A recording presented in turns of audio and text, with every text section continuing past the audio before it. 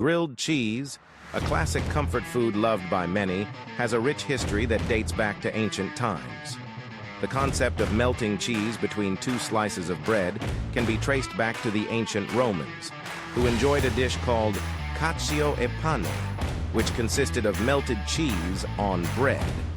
In the United States, the modern version of grilled cheese became popular during the Great Depression, when cheese and bread were affordable and readily available. It quickly became a staple in American households due to its simplicity and delicious taste.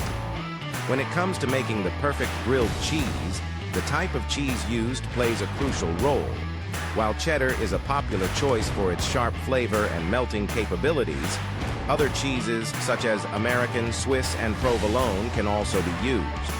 Some cheese enthusiasts even opt for a combination of different cheeses to create a unique and flavorful grilled cheese experience. Ultimately, the best cheese for grilled cheese is a matter of personal preference. Experimenting with different types of cheese can lead to discovering new and exciting flavor combinations.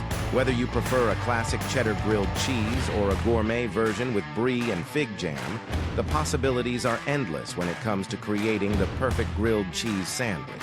If you like this, follow us and subscribe for more.